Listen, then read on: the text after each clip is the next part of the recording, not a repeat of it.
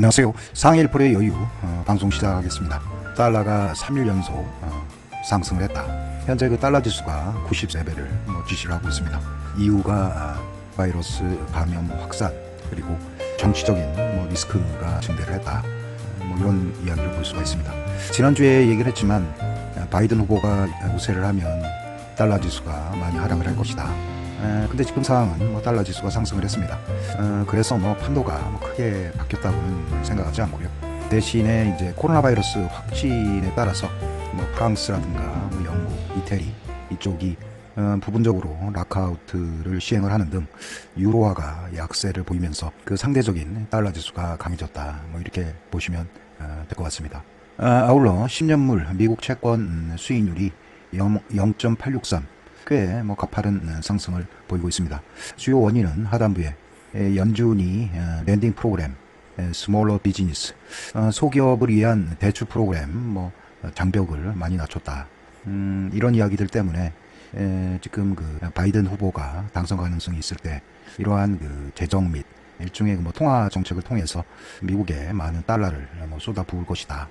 그런 경우에는 이제 채권 가격이 떨어지고 채권 수익률을 급등을 하는 그런 현상을 지금 보이고 있습니다. 이 와중에 중국 지표는 긍정적으로 나왔습니다. MBS 산업 생산 PMI가 51.4를 기록을 했습니다. 시장 기대치는 51.3이었는데 시장 기대치를 상회하는 그런 수치가 나왔고, 이러한 그 공장 활동 지수 성장세가 8개월째 진행이 되면서 중국 어떤 자산 투자에 대한 긍정적인 요소가 지속적으로 부각이 되고 있습니다. 요거는 이제 닥스 지수, 독일 지수를 지금 보고 있는데요. 지금 팬데믹 이후에 가파른 상승세가 있었고, 그 이후에 윗꼬리를 달면서 지금 거의 한 2개월째 깊은 하락을 하고 있습니다. 물론 팬데믹 이전에 마니아로 닥스 지수가 떨어진다 이렇게 보기는 좀 힘들지만, 얼핏 닥스 지수도 12,000까지 하락할 수 있다 이렇게 볼 수가 있고요. 추세적으로 지금 이 상승분의 한 절반 정도, 지금 절반 정도, 11,000 정도에서는 좀 지지가 될 수 있지 않나 이런 생각을 해볼 수가 있지만, 지금 유럽에 특별한 재정 부양 방안이라든가 이런 것들이 없는 상태에서 심각한 어떤 코로나 바이러스 감염자 확대를 통해서 거의 어떤 전역에 통행 금지라든가 지역 간 이동 제한이 점차적으로 확대가 되면서 과연 유럽 시장 자산들이 과연 온전하게 견딜 수 있을까 이런 생각을 해보면서 지금 중요한 그 유로 지수가 지금 달러 대비 유로화가 하락을 유지하는 그런 상황을 만들고 있어서, 일단 달러 강세를 유로화 약세가 유도를 하는 그런 모양새를 보이고 있습니다. 지금 이게 상해 지수인데 이게 월봉이에요. 월봉인데 지금 어느 정도 이게 월봉상으로 어떤 쌍바닥의 어떤 흐름으로 상승을 많이 하고 있습니다.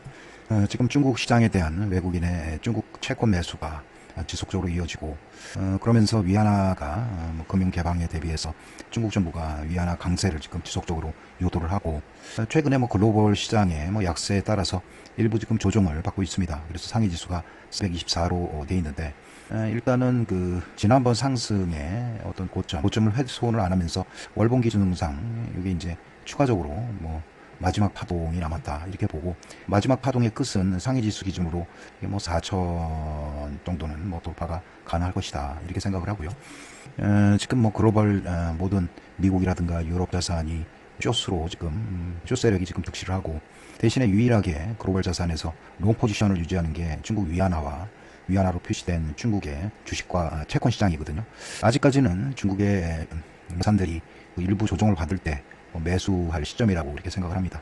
지금 현재도 3,224를 상해 증시가 유지를 하고 있는데, 어떤 매수의 어떤 그 기회가 중국 시장에는 있을 수 있다 이런 생각을 해보고, 혹시 추가적으로 조정을 받으면 중국의 채권이라든가 중국 A주나 아니면 심천 지수도 추가적으로 매수가 가능한 그런 시점이라고 생각을 합니다. 요거는 이제 빅 지수를 이야기를 하고 있는데, 약간 찝찝한 그런 상황을 유지를 하고 있습니다. 지난번에 팬데믹 때 빅스 지수가 80을 넘어간 그런 상황이었고요. 그 이후에 지속적으로 자산 시장이 안정화되면서 하락을 지속을 했습니다. 하지만 요게 8, 9, 10 이때부터 빅스 지수가 상승을 해서 현재 그 33.9595를 현재 지시를 하고 있습니다. 최근에 이제 이렇게 빅스 지수가 3개월 이상 이렇게 양봉을 보이는 경우가 거의 없어요. 지난번에 그 2017년 미중간 무역 갈등 때 이렇게 소폭이나마 빅스 지수가 양봉을 보인 뭐 이런 상황이었고, 그때도 요 33 이때를 돌파하지 못하고 윗꼬리를 달았는데, 지금은 33 위에서 지금 양봉이 3개월째 지속된 뭐 그런 상황이거든요. 변동성이 어느 정도 심한 뭐 그런 장세라고도 볼 수 있고, 일단은 이게 내일이죠. 내일부터 11월 초 미국 대선이 있고, 특히 이제 중요한 거는 리리 추가 경기 부양안, 그게 2조 달러가 됐건 1조 달러가 됐건 그 상황이 지금 홀딩이 되면서 어떤 자본시장에 어떤 경색이 있을 수 있을 것이다, 뭐 이런 우려감이 좀 있으면서 지금 빅스 지수가 상승을 하고 있다, 이렇게 볼 수가 있습니다. 주말에 아마존, 그 다음에 애플, 그 다음에 테슬라, 페이스북이 굉장히 하락을 많이 했습니다. 미래 불확실성에 이러한 그동안 시장을 주도를 했던 빅테크 기업들이 깊은 하락을 했는데, 일단은 월가에서는 지금 바이든 후보가 대통령이 될 것이다, 이런 생각이 우세하면서 그동안 트럼프 때 법인세 감면이라든가 기타 이런 혜택을 받았던 빅테크 기업들이 혹시 바이든 되면 법인세 인상 등 어떤 세금의 문제로 어떤 나스닥 지수가 많이 하락할 것이다, 이런 우려감이 어느 정도 반영이 됐다고 생각을 합니다. 지금 금, 은 해서 은이 소폭 상승을 했고, 금도 일부 상승을 한 걸로 그렇게 나와 있습니다. 그래서 아무래도 달러 지수가 어느 정도 하락을 하면서 이러한 상품 시장에 긍정적인 모습을 보이고 있다, 이렇게 볼 수가 있겠습니다. 지금 국제 유가는 유럽 지역의 코로나 확산세 때문에 좀 하락을 지금 하고 있고, 지금 달러 지수가 94.037 이렇게 유지를 하고 있는데, 이 의미는 뭐냐면 최근에 이게 88 레벨이고요. 그 다음에 이게 추가적으로 바이든이 되면 달러 지수가 약세를 보일 것이다, 이런 얘기가 있었는데, 추가적으로 92를 지지를 하면서 현재 94.037을 유지를 하고 있습니다. 이게 최근에 하락 중에 이렇게 연속해서 특히 이번 달에는 아래꼬리가 달린 긴 양봉의 모습이 나오면서 달러 지수가 추가적으로 상승할 수 있다, 이런 우려감을 지금 보이고 있습니다. 물론 바이든 후보가 우세를 하면 달러 지수가 추가적으로 88 레벨까지 떨어질 것이다, 이런 얘기가 있었는데, 현재는 이게 유럽과 어떤 상대 통화 지수가 유로화 대비 달러 지수가 강하다는 그런 의미로 받아들이고 있을 수가 있습니다. 달러 하락할 수 있는 충분한 요소가 있음에도 불구하고 주된 바스켓 내 유로화가 약세이기 때문에 상대적인 달러와 강세가 지금 유지되고 있다, 이렇게 생각을 하고, 이게 트럼프가 되기 때문에 달러가 강세다, 이런 상황은 아닐 거라고 생각을 하고 있습니다. 지금 이게 중국 위안이거든요. 위안이 지금 6.6927을 현재 지시를 하고 있습니다. 한때는 7.2까지 올라갔었고, 이게 미국 무역 전쟁에 대비를 해서 어떤 수출 기업을 일부 보호를 해야 되겠다, 그런 의미로 달러를 위안화를 좀 약세로 유도하는 그런 정책이 있었는데, 그 이후에 중국의 어떤 성장률이 가파르게 증가를 하고 어떤 팬데믹으로부터 경제 어떤 리커버리가 상당히 전 세계에서 제일 중국이 대응을 잘했다, 이런 이슈 때문에 위안화가 지속적으로 강세를 보이고 있습니다. 추세적으로 6.2 이런 이야기도 나오거든요. 하지만 지금 하락 중간에 이번 달에는 좀 아래꼬리를 단 그런 상황이 발생을 했지만, 위안화 만약에 바이든이 되면 추세적으로 지금 위안화 강세가 유지될 수 있다, 이런 얘기들을 하는 그런 전문가들이 상당히 많거든요. 그래서 바이든 후보가 돼서 어떤 위안화가 강세가 되고, 거기에 프라핏 효과가 우리 원화에도 때가 돼서 우리 원화 절상 효과가 있을 것이다. 그래서 궁극적으로 중국 자산 시장에 어떤 자본시장 개방을 기대하면서 중국 시장이 상승을 하고, 거기에 우리 시장도 상승을 할 것이다, 이런 기대감이 있다고 생각을 합니다. 지금 이건 원달러 환율이에요. 현재 1130원을 현재 지시를 하고 있고, 지금 한때는 팬데믹 상황에서 미국의 어떤 달러 스왑을 통해서 하락을 하고, 지금까지 거의 7, 8개월 동안 계속 우리 원화 강세가 현재 유지가 되고 있습니다. 중국 위안처럼 아래꼬리가 달리면서 다소 위험성이 좀 반영이 된 그런 상황이라고 보시면 되겠습니다. 즉 어떤 미국의 대선 불확실성 이슈 때문에 달러 강세가 되고, 특히 유럽 쪽에 어떤 팬데믹 감염자 증가를 통해서 달러 지수가 상대적으로 좀 강세를 보이면서 위안화하고 우리 원화가 상대적으로 약세를 지금 유지를 하고 있다, 이렇게 볼 수 있고요. 다음 3일 밤 플로리다부터 개표가 진행 완료가 되는데, 그때 플로리다에서 트럼프가 우세하다, 선거인단 표를 29표를 트럼프가 뭐 갔다 뭐 이런 이슈가 나오면 추가적으로 지금 우편 투표라든가 뭐 이런 것들이 확정되는 10월 둘째 주부터 다시 이제 뭐 과연 합법적인 대통령이 누군지 뭐 이런 혼란의 시기가 예상될 수가 있습니다. 그런 경우에는 지금 달러가 강세가 유지가 되고 원달러 환율하고 위안화가 좀 평가절하되는, 환율이 상승하는 그런 상황을 좀 접해볼 수가 있다고 생각을 합니다. 지금 뭐 유로 달러인데요. 한때는 1.25 유로 1유로당 1.25달러를 지시를 했는데 그게 이제 뭐 유로화 뭐 강세, 약세를 유지하면서 지금 1.11까지 갔다가 최근에 유럽 쪽에 코로나 펀드 관련해서 유로화가 강세를 보이는 뭐 이런 상황이 발생을 했습니다. 하지만 그 사라지리라고 생각을 했던 어떤 코로나 바이러스 때문에 유로화가 약세를 보이는, 지금 1유로당 1.16달러를 지시를 하고 있습니다. 달러와 강세가 그 유로화 약세로 뭐 기인된 것이다, 이렇게 뭐 볼 수가 있겠고요. 요건 뭐 오랜만에 뭐 비트코인 관련 상황을 한번 알아보겠습니다. 비트코인이 지금 13,571달러를 지시를 하고 있고, 요게 이제 크게 월봉 캔들인데 2017년 말에 거의 뭐 2만 달러까지 갔다가 최근에 뭐 팬데믹으로 인해서 4,000달러까지 떨어진 뭐 그런 상황이었고, 그 이후에 다시 14,000달러까지 다시 뭐 하락을 하고 이제 막 상승을 해서 전에 있는 이 산을 막 넘어서는 뭐 그런 상황입니다. 요게 이제 뭐 전고점 인근에서 뭐 좀 매물을 받을 것이다, 뭐 이런 생각도 일부 있었는데, 그나마 이제 위안화가 강세를 보이면서 지금 비트코인이 뭐 상승을 하는 뭐 그런 상황이거든요. 그래서 전 세계에서 지금 그 상품 시장에서 비트코인이 제일 강한 것 같아요.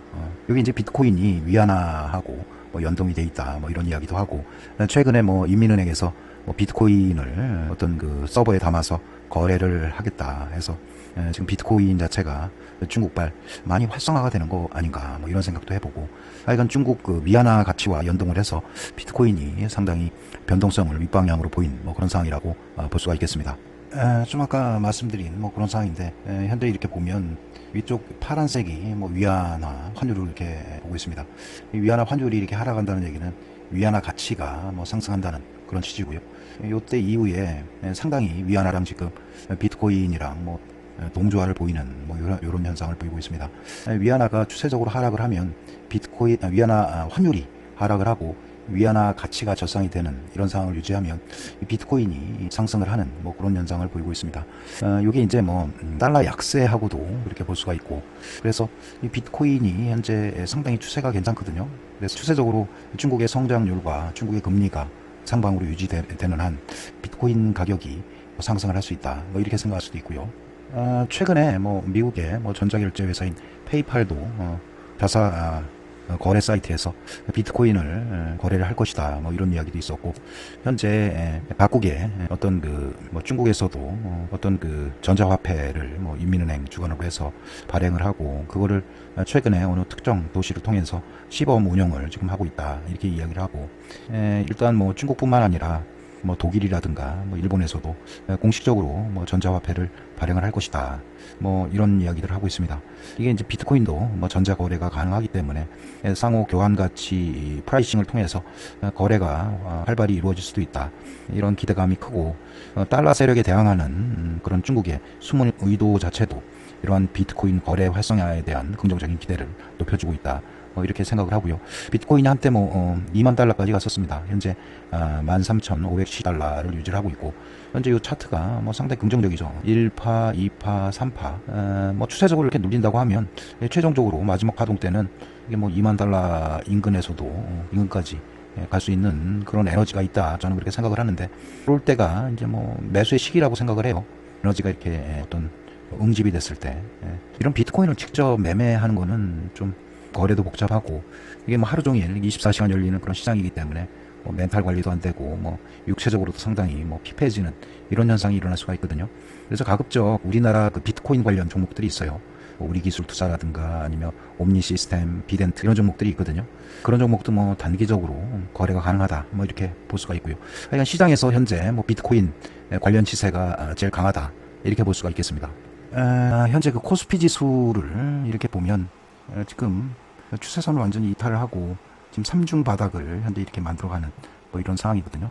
그러니까 고점을 낮추고 지금 점을 유지를 하는 말 그대로 이렇게 박스권이라는 이야기가 뭐 맞다고 생각을 합니다. 그래서 박스권 지금 하단에 있기 때문에 이때 뭐 추가적으로 뭐 매도를 한다던가 하는 것보다는 시간을 보고 매수를 해야 되는, 매수를 고민해야 되는 뭐 그런 시점이라고 그렇게 생각을 합니다. 요건 이제 코스닥인데요. 코스닥은 좀 안 좋아서 지난번에 세 번째 저점을 이탈을 하는 뭐 그런 상황이 발생을 했거든요. 요거는 지금 양도세 3억 원 그 이슈가 유예되지 않으면 코스닥은 상당히 어려운 그런 상황을 맞을 수도 있다 이렇게 생각을 해보고요. 코스닥은 10월, 11월 이번 달까지 아마 그 이 저점을 지켜주는 뭐 그런 상황이 중요하리라 뭐 이렇게 생각을 합니다. 그래서 766을 저점으로 해서 좀 저점의 기대감을 가지고 매수 매도를 하는 그런 방향이 바람직하다 이렇게 생각을 하고요. 지금 양도세 3억 원이 유예되지 않는 한 코스피는 이렇게 삼중 저점을 지지를 했었는데 코스닥은 삼중 저점을 이탈을 하는 뭐 그런 상황이거든요. 그리고 21선이 지금 우하향으로 지금 전환이 됐고 지금 61선을 하향 이탈하는 말 그대로 이게 데드 크로스가 발생한 뭐 그런 상황이고 올라갈 때마다 이렇게 저항을 받는 그런 상황으로 코스닥은 변환이 됐습니다. 단 이제 보면 이게 이제 언제 하락을 멈출 것이냐 그 문제인데 이게 이제 추세적으로 766을 지지를 한다 이런 가정하에 다음 주에 뭐 긍정적으로 뭐 3억 원 대주주 양도세 이슈가 긍정적으로 변환이 되면 어느 정도 코스닥도 상승으로 전환이 될 수 있다 이렇게 생각을 해보고요. 과거 이렇게 보면 11월 달은 항상 음봉으로 이렇게 마무리를 뒀었고 대신에 이제 음봉의 아랫꼬리를 다는 그런 상황이 발생을 많이 했거든요. 그래서 충분히 조정을 받은 이후에 어떤 매수를 해서 뭐 아랫꼬리를 잡는 그런 전략이 유효하다 이렇게 생각을 합니다. 최근에 이제 뭐 개인이 뭐 지난 주말에도 1조 4천억 원 꽤 많은 양을 매수를 했습니다. 이제 뭐 코스피 시장에서 뭐 개인들의 집중 매수가 이어진 뭐 그런 상황이라고 생각을 하고요. 어느덧 개인들이 꽤 많은 양의 매수에 동참을 하면서 그동안 개인 위주로 매수를 했던 그런 종목들이 또 다른 어떤 개인의 윗가격에 매수하는 개인이 등장을 했다 이렇게 볼 수도 있는 뭐 그런 상황입니다. 상당히 개인들이 지금 제 생각은 11월 전에 이렇게 저가일 때 이렇게 매수한 세력은 상당히 긍정적이라고 생각을 합니다. 이게 이제 어떤 의미로 느껴지냐면 1월 달에 이렇게 하락은 하지만 결과적으로 어떤 저가 매수세가 뭐 유입이 될 수 있다 이런 생각을 할 수가 있고요. 이렇게 이제 음봉이 발생을 하지만 어느 순간 이렇게 아리꼬리가 달린 뭐 이런 상황이 발생할 수가 있습니다. 그래서 내일 이제 뭐 시가로 이렇게 시작을 하겠죠. 이렇게 시작을 하건. 그래서 만약에 이게 하락을 한다고 하면 이때 하락 시에 매수하는 게 아니라 이게 이제 충분히 하락을 해서 여기 이제 상승으로 하고 꼬리를 이렇게 남기는 그런 경우 아래 가격에서 사는 게 진짜 중요하다 뭐 이렇게 생각을 해보고 지금 내일은 지난주에 유럽장 약세에 따라서 추세적으로 외국인들이 상당히 많은 양을 매도할 확률이 굉장히 큽니다. 하지만 이제 코스닥 같은 경우는 개인의 비중이 거의 한 80% 이상이기 때문에 개인이 지난번처럼 하방을 좀 지지하는 그런 세력으로 역할을 하면 의외적으로 코스닥의 어떤 하락 확률은 줄어들 수도 있다 이런 생각을 해볼 수가 있겠습니다. 요거는 이제 주식 선물을 이야기를 하는데 이렇게 현물을 외국인들이 많이 팔을 때는 이들이 이제 선물을 매수를 해서 해지를 하는 뭐 그런 역할을 했었는데 지난주 금요일은 외국인들이 어떤 미국 시장의 급락 여파에 따라서 현물과 선물을 뭐 동시에 매도를 한 뭐 그런 상황이었고요. 대신에 기관이 선물에서 한 576억을 매수를 하면서 선물 시장을 어느 정도 윗방향으로 지금 지지를 했었다 이렇게 얘기를 해서 기관들이 선물을 윗방향으로 지지를 하면서 선물 가격이 현물 가격보다 높은 그런 콘텐고 상황을 뭐 유지를 하고 있습니다. 그래서 다음 주에 이들이 높은 팔고 현물을 사는 프로그램 매수가 일부 들어올 수 있지 않나 뭐 이런 생각을 해볼 수가 있겠습니다. 일단은 그 기관들이 어떤 선물을 매수를 하면서 프로그램 매도가 꽤 많이 나왔습니다. 100만, 1000만, 5억, 10억, 100억, 2천, 3천억 정도 프로그램 매도가 일단 나왔다 이렇게 보고 차익 거래는 뭐 소폭이지만 대부분 어떤 그 비차익 거래 쪽을 많이 했다 이렇게 볼 수가 있겠습니다. 이 비차익이라는 건 이제 바스켓 매매고 기관들도 바스켓 매매 그러니까 시가총액 상위 순으로 매도를 했었다 이렇게 볼 수가 있겠습니다. 최근에는 뭐 고객 예탁금이 크게 뭐 줄어든 뭐 그런 상황은 아닌 것 같습니다. 28, 29일 고객 예탁금이 증가를 해서 한 53조 원 현재 유지를 하고 있고요. 한때 뭐 한 60조 이상을 갔지만 하지만 52조까지 떨어졌고 최근에는 다시 53조 원을 회복을 한 뭐 그런 상황이고요. 개인의 어떤 매수세가 한 이틀 정도 뭐 증가를 했다 뭐 이렇게 볼 수가 있겠습니다. 그 뭐 신용융자도 한 16조 원 정도 되거든요. 한 17조 원에서 지난주에 한 1조 원 정도 뭐 감소를 했지만 신용 융자도 많이 줄어들지 않는 뭐 그런 상황이고, 선물도 지금 기관들이 선물을 매수를 하면서 12월 기준으로 해서 선물이 소폭이지만 뭐 콘텐고를 유지를 하고 있습니다. 최근에 이제 뭐 기관들이 일단 프로그램 매수를 좀 할 수 있는 그런 여지가 좀 있고, 지난주에는 뭐 프로그램 매도를 많이 했었는데 금융투자 위주로 뭐 시가총액 상위 종목들을 많이 매도를 했습니다. 그래서 뭐 삼성전자 뭐 이런 종목들을 많이 했는데, 여기서 이제 주목할 게 이러한 그 매도세도 SKC, 서울반도체, LG노텍, KCC, SNS텍 종목들은 기관들이 매도한 그런 상황에서도 일부 매수로 전환한 뭐 그런 상황이라고 보시면 되겠습니다.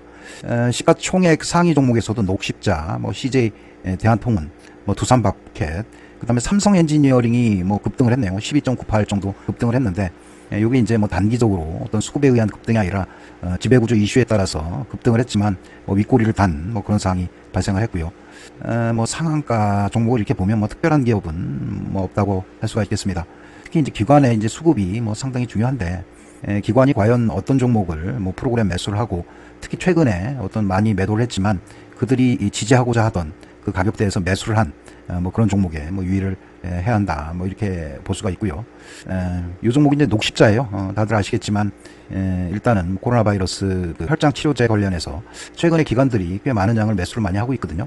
전고점이 이제 31만 8천원인데 녹십자 정도가 그나마 기관의 수급이 긍정적으로 들어오고 있다, 이렇게 생각을 하고, SK 바이오팜 요것도 뭐 어떤 그 CMO 관련해서 외국에서 많이 그 코로나 바이러스 관련해서 많은 양을 주문할 것이다 해서 상승을 지금 하고 있는데, SK바이오팜은 지금 상황에도 상당히 매수가 가능한 그런 상황이라고 생각을 합니다.